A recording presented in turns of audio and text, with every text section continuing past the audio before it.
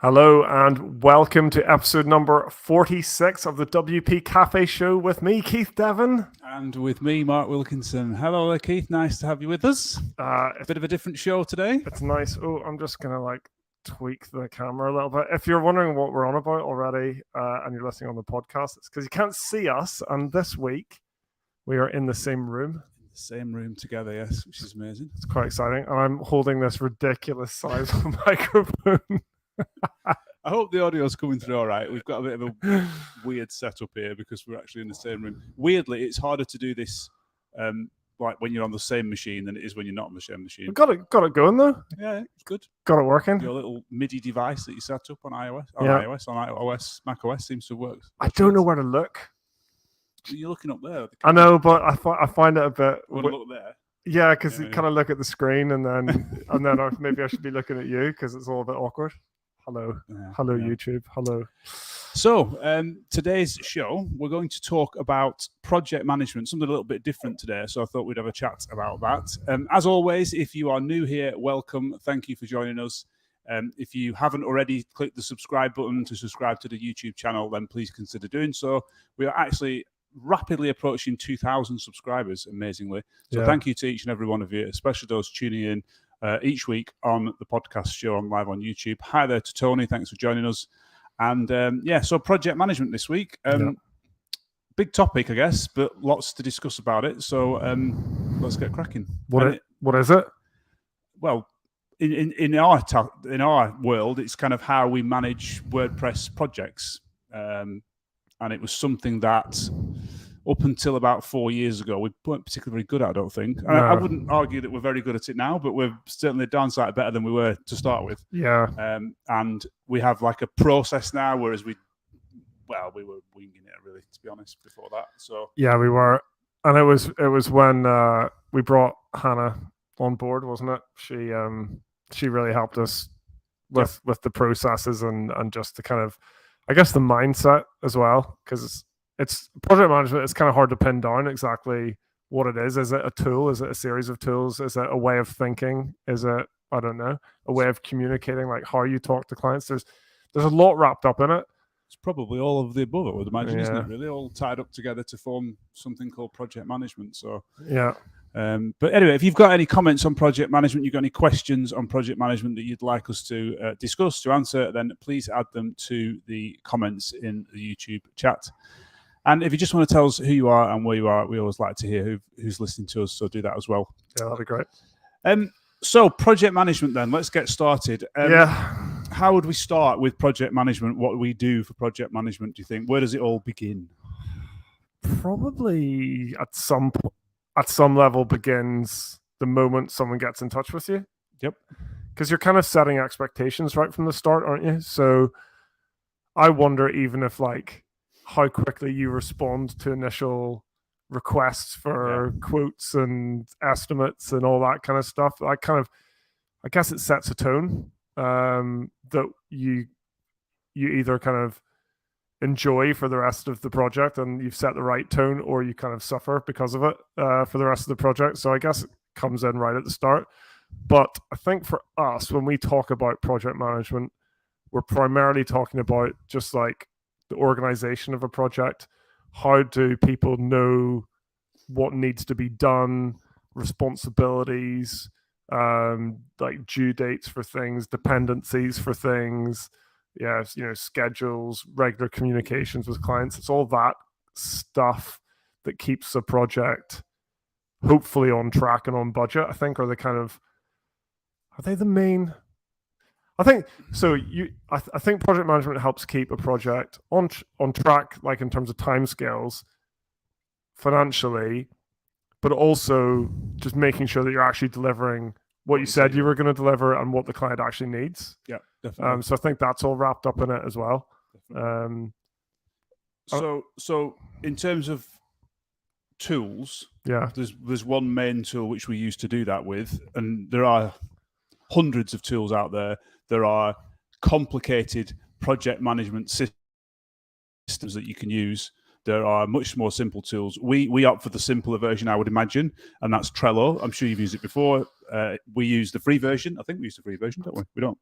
Yeah. We used to pay for it, but then we realized that we weren't really using the features that. Well, one of the reasons I think, because we'd got to a certain number of boards, Yes, and so we started paying. But what we do these days, and we're getting into the weeds a bit here, but what we do these days is we get our clients to sign up for their own Trello board.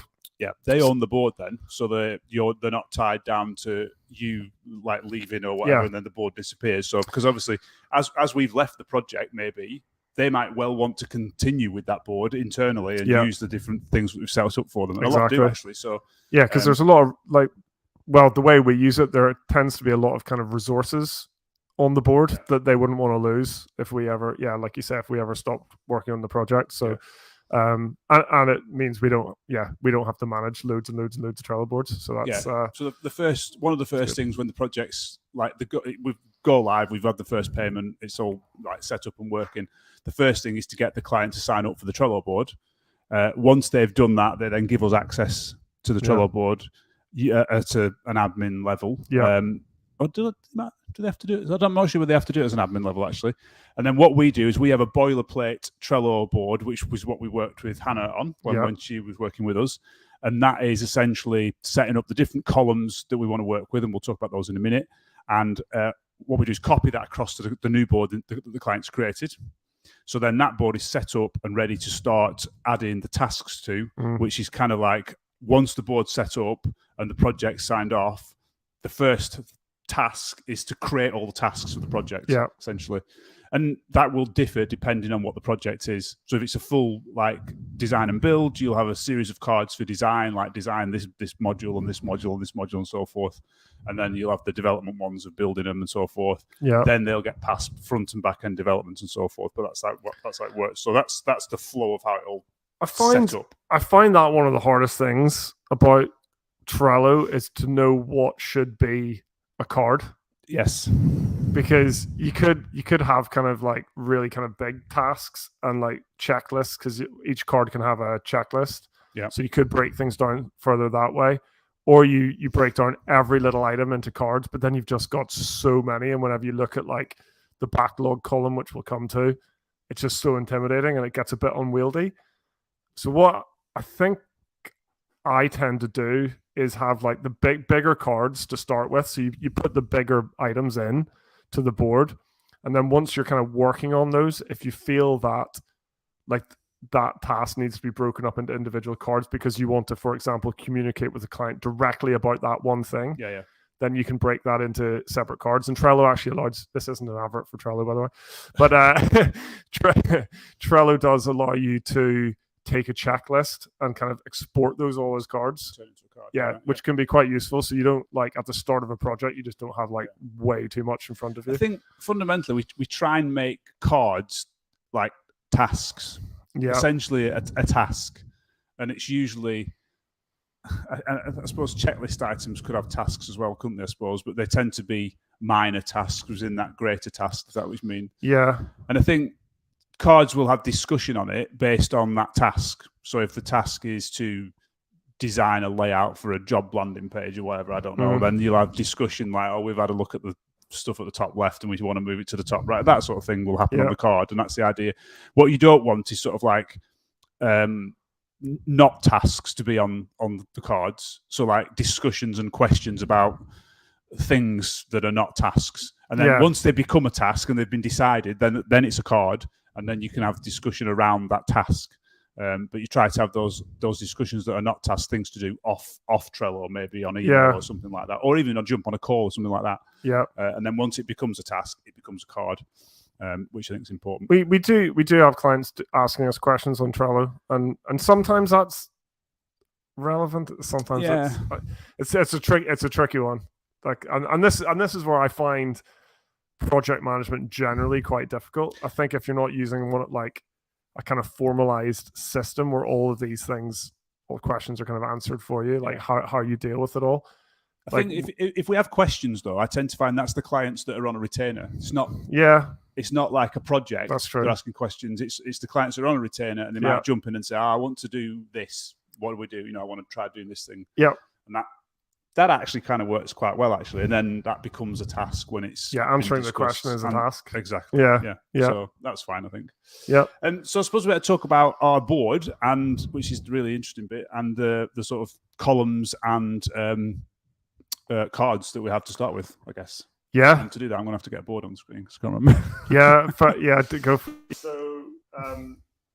So Trello, if you haven't used it, is what is known as a Kanban style system. So it's a series of lists with cards on the lists, and you move those cards kind of across the lists as you're working. So we tend to go from kind of left to right. So all the cards are kind of like bunched over the left as the project starts, and then they go through various phases of the project, and we move the card across as we're moving through the project, from kind of backlog all the way through to done, with as many kind of columns in between as makes sense for you. So ours is the very left-hand column we use a reference column. Yeah.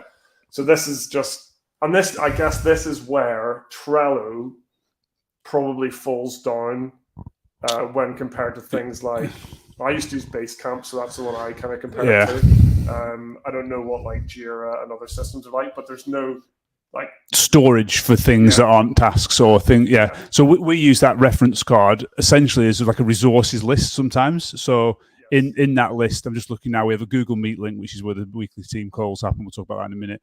There's a project specification card, which has that linked onto it, which is essentially on Google Drive. There might be like the final designs with the card where the designs are on and so forth. But that's the list of things that are not tasks. They're never going to flow through the system. They're going to stay in that left-hand column, so they're just easy to access. I think that's the difference in that column, isn't there? Yeah. And then the next column along to that will be backlog. And essentially, at the start of the project, like every task that we've created has gone into that backlog. Mm-hmm. So it'll be full of all the different tasks that we need to do to make this project a success. Yeah. And they sit into that backlog. The next column along is next priorities. So that is going to be the things that we need to work on like next. So there might be, well, we say at the top of the list that there should be like 10 or 12 active things in that list. There's only 2 of us, and maybe the client's going to work on a few, so you don't want to feel like there's too many. Once you've picked a task from that list, you put your name on it so you can assign your face to that card, and then you'd probably move that into the in progress column, which is the next column. And then someone knows that there's no point me jumping in on that task because Keith's already working on it. I can see his face on that. He's moved into in progress. It's already happening. Yeah. So that makes sense. And then the next come along for that is for review. And that's not necessarily for the client to review. It could be for internal review. It could be for the client to review, etc. What you would do is if you think you finished your task, you will move that into review. You will tag the person that is responsible for reviewing it, leave a comment as well and say, no, I think I finished this, blah, blah, blah. Please review it. And that might also come with some instructions, to get this working on your machine or on the staging site, you need to do this or whatever. And then if the review is successful, it moves again to the next column, which is the done column. So the done column just ends up being full of done tasks, essentially. If it fails, it goes back into backlog, then to be triaged again, whether that's going to be a next priority or not. That's how it works. So those are our columns. I'll just run through the column headings again. It's reference, backlog, next priorities, in progress, review or for review, and then done. They're essentially the columns that we have in our Trello board. And that's how it works. And cards, well, ideally, cards move from left to right, essentially. Yeah. But they may well move back again if the review fails and there's things that don't work and they need to be fixed, essentially. So that's how that works. There's a few other Trello features that we use that are really useful. Well, one is that you can assign people. So it's always good to whoever's working on the card or is part of that kind of decision making goes onto that. And the reason for that, apart from kind of the obvious, is you can filter in Trello, which is super useful. So if you've got a board with a lot of cards on, you can quickly filter just to see the ones that are relevant to you. And on that kind of same kind of note, we use labels a lot as well. So we've got like priority labels like high, medium, low, which we probably don't use as much as we should. But like if there is something high priority, it is useful to stick a label on. Clients use those a lot. Yeah. They understand like if I put a high priority label on it, I want it dealt with quicker than other tasks, definitely. We've got labels for things to discuss. We've got a to discuss label, so we know that next time we're on a call with the client, we need to chat to them about this particular thing. We've got front end and back end labels. I'm not sure how really useful they are because our faces are on them anyway, so we kind of tend to know. If we were a bigger team, I think that would be useful, definitely. It would help other members of the team know whether that's going to be their role or not, basically. But because we're only a 2-person team, it doesn't really matter. I don't think. Not sure my audio was hooked up there for a little while, so I think it's fine now. Should be okay. Good. Let us know if there's issues with the audio, because as I said, we're a bit of an experimental mode. Yeah, and this cable's like just dangling out the back of this mic. So I'm done. Tony said the key's a bit quieter. Yeah, there you go. There you go. Oh, sorry about that. We'll try our best. Yeah. Oh yeah, yeah, fair enough. Sorry, thanks for the comments, guys. Hopefully I fixed that quickly enough. Where were we? We were labels. Did we cover all the labels? Yeah. Oh no, we didn't cover all the labels. Let me put that back on the screen. There's another one that is like awaiting client feedback. Yeah. And again, I'm not like, is that massively necessary? I think it is, because sometimes like I'll be on a card and someone on the client side will be on a card, but that label's just to say we can't do anything until we've heard back. Yeah, exactly. So and the client can also filter all the cards by that label, because although they may not be actioning them as the client project manager, if that makes sense, the point of contact, they might want to know instantly, well, what are all the cards that can't move forward until me or my team look at them, essentially, or answer a question or whatever it might be. So I think that's a good label, even though it seems a bit silly sometimes. What else have we got on there? We've got on hold. So that's something that's decided does need to go ahead, but it's not gone ahead yet. So usually that gets chucked back in the backlog column with an on hold. And then depending on the board, we've got like a label that's like uses monthly time. If the client's got specific amounts of time and things that they've got paid for, then we can put that on it and stick the time that it's been used on the card as well. So yeah, and change requests as well. We've got one for that. If something gets stuck into the backlog that isn't part of the project scope, we put a change request label on. Just useful to keep track of that kind of stuff at the end of a project. You could filter the board by change requests and be like, oh yeah, we did that, and that was out of scope. So that's useful. It's useful for the client and it's useful for us. Yeah, definitely. That's how we use labels. We don't tend to use due dates too often. No, not too often. I do use them if there's a specific date for something mentioned. I think that's not necessarily on a project. It's more on retainer stuff, and the client says, we've got this event on the 1st of March, and therefore we need to have this page live by then. And then I might stick a due date on for a week before that, just so I know. Yeah, but it is an interesting part of the way we manage projects is that we don't put specific timescales in everything we do. I think I don't know. So like, tell us if you do that. But I think we found that it was just too onerous. Like there was too much. Things change too quickly and too often on a web project that you spend all your time managing the management and not actually doing the work. And I think timescales and like due dates on everything just adds to that level of complexity. And sometimes you just want to get on with the thing that's in front of you. And yeah, I think we've come to the conclusion, like when we're pitching for projects as well, is like we don't give a detailed breakdown of like, you'll have designs by this date, you'll have final designs by this date, we'll start development on this date, and this will start on this date. It's like we'll start then and it'll be finished by then. Yeah. and we'll get on with it in the meantime, rather than faffing around with messing around with the spreadsheet to decide when things are done and done. I'd rather spend that time actually doing what we want to do. Do you know what I would love in Trello? And I think there's ways to do this. I'd love some kind of like dependency kind of management. Right. Like, so I could create a card. So like finish such and such a template. But that template relies on another card, 4 different modules, which will all be their own cards. Yeah. You can attach cards to cards, can't you? But it's not the same. I know what you mean. Yeah, it's not great. But yeah, I think there's some plugins and stuff as well for that kind of thing that maybe we haven't used. There's lots and lots of plugins for Trello. However, I think some of those might be paid and we're cheap and nasty on the free version, so we don't get those things anyway. That's true. Yeah. If you do have a question about this project management, or you want us to chat about something in more detail, let us know in the comments. We've also got Kieran and Paul joining us in the comments, so thank you very much. Tony has a question here. It says, how or where do you collect and review content? That is a very good question. The block editor?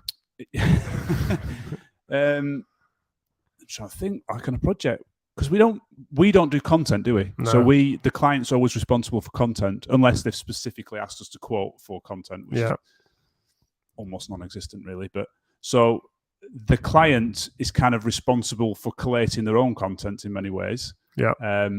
So we actually don't get involved with that really, and they just kind of enter it into the block editor when we're ready to give them that. Sometimes, like, especially like obviously it's way better when you're designing a website to have some real content to work with. So Yeah, for you know, sure. quite often we'll have like Google Docs or Word documents or whatever of a handful of key page templates. So okay, can you just like give us some indicative content for the about page and the whatever else page, and we'll get those because that gives me something to work with. But you're right, like once we've kind of built the kind of structure, we don't need the content, and the client can do all that anyway. And if we did get content like you just said, it would just go in the reference column as a content card or something like that with a link to the Google Docs that they've produced for us. I think, yeah.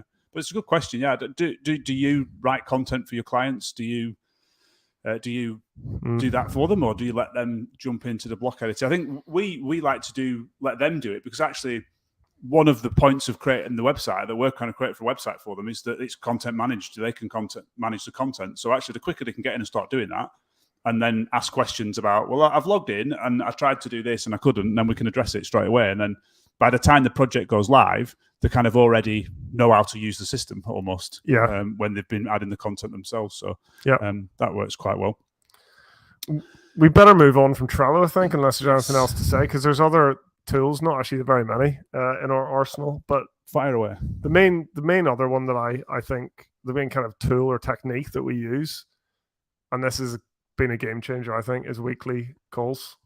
So throughout the course of a project, we schedule in at the start of the project a weekly call at the same time, same day, every week. It's booked in at the start with like a recurring calendar invite. Everyone that needs to be on it is invited, and it has a Google Meet link associated with it, and that link never changes. And that goes in the reference column. It goes in the reference column on the Trello board. And then we just know that every week it keeps us accountable. We have to be able to show some progress on the project. We can't have just like sat around working on other things all week. We know we've got this face-to-face with the client where we're going to go through what's been achieved in that previous week. Absolutely, and it's important that client weekly call has an agenda. Like, it's not just because what you don't want to do is you don't want to log on and then the client says, "How are you? Are you all right? Yeah, I'm fine, thank you. What did you do this weekend?" I mean, don't get me wrong, that's nice, but you can't do that for 25 minutes because you've got to get on with it. So having the board there.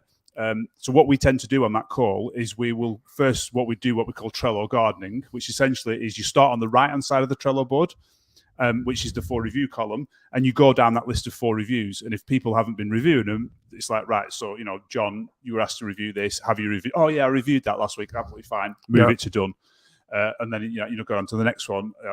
Jane, have you done this? Oh yeah, I did do that, but there was something, and I wrote a comment on it. Oh yeah, I can see you wrote a comment on it. Right, drag that back into the backlog. We'll get to that in a minute, and so forth. And that first part of the call, that first 10 minutes, is literally going through the board and getting every card in order as to where it should be. And then what happens after that is that we look through that next priorities list, check whether there's anything still there, and then work out what the next priorities are going to be from the backlog for this week. Yep.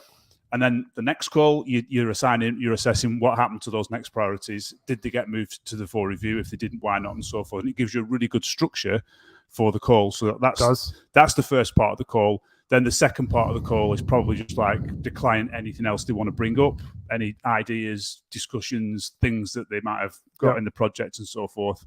And it works really well as a structure rather than having too open. I think calls for calls' sake is a big problem, and you need to make sure that it has a structure. And that having the Trello board as the base for the call has worked really well for us. Definitely. Yeah, I think just as you were talking through it there, I realized as well that, and I don't know if we do this. I don't think we but we should always do that first. But yeah, we do. I think. Yeah, the gardening before any other business, because I'm pretty sure we've had projects and clients before where you do end up just having a general chat. And then that can go on for ages. Absolutely. And then suddenly you're like, oh, we haven't done the Trello board. And the Trello board gardening can take ages. It can, but it's so important because that's the core of the project. That's where everything is housed, and you need to get through it. You need to There's nothing worse than, like, you see some boards, don't you? It's like, oh, this board's getting an absolute mess, and it just makes a project, working on a project, really difficult. So yeah, Trello gardening is definitely very important with those calls, and the weekly call is really good. Yep. Touch base with the client. You know, you don't want to be that developer, designer, whatever you do. You don't want to be that person that's like, yeah, you pay for the project and then you disappear for 8 weeks and you never hear from them or anything. And having that weekly call, touching base, it keeps you accountable. It makes you, then the client understands that you're actually getting on with tasks. Things are being done. You can show progress. It's really good. And it means you can have difficult conversations at the right time. You know, if little things come up that, you know, you're struggling with, or there's been a misunderstanding, or it wasn't part of the scope, or like all the little things that inevitably will come up as part of a project, you can deal with, and you don't leave them all to the last minute. So I think that really helps as well. And just for the calls, we use Google Meet. Yep. Works really, really well for us. I know not everyone's a fan, but I don't think doesn't seem to be a universal video conferencing tool that everyone loves. It is my favorite. I don't know. Yeah, maybe it's just because I'm so familiar with it. I like it because you just give them a link. That's it. They just click the link and they log in. Like, whereas I know Zoom, you've got to download Zoom. So there's a barrier. I know most people downloaded Zoom these days. Yeah. But literally just give them a link and they click it, and it pretty much works in every browser now. I think it used to not work in like IE11 or something, but no one's using that anymore. And then it didn't work in Safari for a while, but it's working. It just works every time. So it's really good. Yeah, we like it. And we don't have any limits on it. Is that because we pay? We have like Google. We do pay because we have a Google, whatever. Google Apps or Google. No, what's it called? Workspace is it called or something? Yeah. But I think the limit's like 20 people anyway. I think. But there's no time. There's no time limit on the free. No time limit. That's good. No. Yeah. You can't record on the free one, so we can record. Yeah. Which can be useful. We've done that in the past as well with weekly calls. Yeah. And what else can't you do? I think that's it. The only thing I would say about Google Meet is when someone's screen sharing, you can't get everyone else just to go away from the screen. There's like, I find that, and that seems to have got worse recently. You used to be able to like pin something and it made it like really big. Bigger. And I don't know, something I've heard that as a criticism before though, but that's what we use for video calls, and we really like it. If just something on video calls, if you're like, we're completely remote except today, and we don't meet many of our clients, if we're honest. We literally don't meet them in person. We do meet some, we try to where we can. But like, your video call is going to be your point of contact. So actually making sure you yourselves have got good mics, you've got a good setup, it's going to work every time is important. But also your client, making sure that they've got that. If that's going to be the meeting place, it can't be, you know, I sat in a cafe and the connection was terrible, or I'm in the office and the Wi-Fi downstairs is terrible. It's like, no, this is our meeting this week. It needs to be right. You need to be in a place where it's going to work. You need to have good internet. You need to have a good mic. Put a pair of headphones in. It needs to be crisp and it needs to be clear. It's like you need to respect that time. And everyone needs to respect that in the thing. There's no point rocking up, you know, in the back of a cafe where all the noise is. It's important, and everyone in the meeting needs to understand that. Agreed. Definitely. Yeah, I agree with that 100%. We are rapidly running out of time, so I just wonder if there's a few any other little nuggets. What are we still bad at? I think better, but we're still. I think we really struggle at having a single source of truth for like designs and more functional spec. Because designs, you can have like a Figma document or Sketch document that is the shared, and that's the latest version. That's what we're all agreed on. Yeah, there is instances, isn't there, where we've it's like, oh yeah, we did talk about that, didn't we? And I can't remember what we did, and then it becomes a bit blurred sometimes. And I know we've got Trello where the history is there, but there is sometimes things like, oh, that did change, and we've forgotten about it. So we need to be. If we've got a functional spec, I think it's more about, well, like, when that changes, when that change request card's gone on and it's been accepted, we need to go back to that spec. We need to have like done a version which was with the project start version, and then we need to change the spec so that that's back to like you said, the source of truth is what's happening. Yeah, sometimes a little bit lapse. It's tricky because should that change also go on Trello so that you know that you have to make it, as well as going on the original document, or not the original document, but the live version of the document. It's hard. That stuff's hard. Yeah, it gets tricky. That's probably something we should look to improve. I guess all of this though depends on the size of project you're working on too. Of course. Yeah. Like we've worked on some fairly big projects that are probably just about at the limit of our management capabilities. Yep. And then we've worked on those that are well within it. So you practically barely need a Trello board at all. You just kind of get it done. Yeah, there are projects like that. But I would say even for what you might consider the small projects, they do help as a Trello board, definitely, still. Yeah. Well, you were giving the example of Trello. It doesn't need to be Trello, but something to manage the project on, to keep you accountable. Like some of the work we've done has not had that sort of thing. And it sometimes gets a bit like, oh, I wish we'd start a Trello board now for this. It would have been beneficial for it. Yeah, there's one at the minute I can think of that would have been useful for. Cool. So just before we wrap up, anything else? We talked about difficult conversations, but we kind of mentioned that already. That's one thing that I think nearly everybody can improve on that. Just having the bravery just to have those conversations as early as possible and just be like, as honest and open about things and how things are going. That's one thing we learned from Hannah, really. She was like really big on that. Like, don't delay a difficult conversation. There's no point. It's not going anywhere. It's only going to get worse, not better. So have it as soon as possible.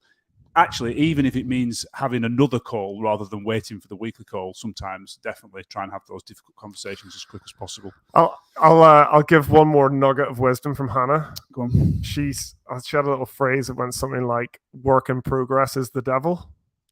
So just like don't have too many things like half done. Like get something finished if you can. Yeah, because I remember saying like the in progress column should never really have any cards in it. Yeah. Because what it means is it's just sat there like hanging around like a bad smell, really. You want to get it across or get it back, that sort of thing, which is good. Yeah, I quite like that one. Yeah. Oh, we'll take one question and then we really have to go. Let me get that up on screen. I'll read that. So how many scoping meetings do you have with the client before starting work? And how much detail do you go into? Do you go through every page in the sitemap and all functionality from the start? Go for Mark. Good question. So how many scoping meetings do we go through? We have an initial meeting with the client, which is part of the winning the work. And from that meeting, we ask as many questions as we think is necessary to give a quote, essentially. And from that, we usually then give a fairly... it's an estimate at that point, but it's a fairly fixed estimate. Yeah. And then what happens is that we have the project kicks off with our discovery session. And in terms of how many meetings that is, it can be 1, it can be 10. It's basically until we get to the point where we've got enough information to start writing a specification of what we're going to build. We did one that took months. Months. And we seriously underquoted for it, but never mind. But it was good. It was useful. Absolutely. It was the best part of the project. If we hadn't have done that, it would have been a nightmare. And it saved us a ton of time in the project because we were actually able to strip out loads of functionality that was completely useless and figure out better ways to do things. So spend as much time as you possibly can on those things. What detail do you go into? Once you've won the work and you've done that, then the discovery is part of the project. So go into as much detail as you can. You need to ask everything about everything and understand as much as you possibly can do. And every client we've worked with has appreciated that process. I think once you're in that process and you're on those calls and you're asking question after question after question, I think they're like, can we just get on with it? But when we've been through the process, they all say that it was absolutely crucial to the project being a success. Absolutely. Asking all those questions. So do you go through every page in the sitemap and all the functionality from the start? Once we get into the discovery phase, yes. Yeah. As much detail as possible. And I don't know, did you say that's a paid phase? Yeah, it's a paid phase. It's part of the project. So that's what they're paying for, isn't it? Yeah. So once they've committed to it, Yep. Right, I think we're going to have to call it a day there. We've got an important journey to do. I've got to go and buy a car. That's why I'm here. I know. So made the trip up north where the cars are cheaper, apparently. I don't know. Is it about an hour's drive? Something like that. Yeah. So we've got to get going. So I thank you all for joining us on YouTube. And if you're listening on the podcast, thanks for listening as well. We'll be back next week, 1:30. Not sure what we're going to talk about yet. If you have any ideas for topics, suggestions, please let us know on Twitter at WP Café Show, or you can tweet myself and Keith. We've got our Twitter handles on the screen there. If you haven't subscribed, please do so. Please like this video as well and click the notification bell so you'll get notified of next Friday's episode. Anyway, for now, we've got to rush off. So thank you very much for joining us, and we'll see you next week. See you next time. Bye.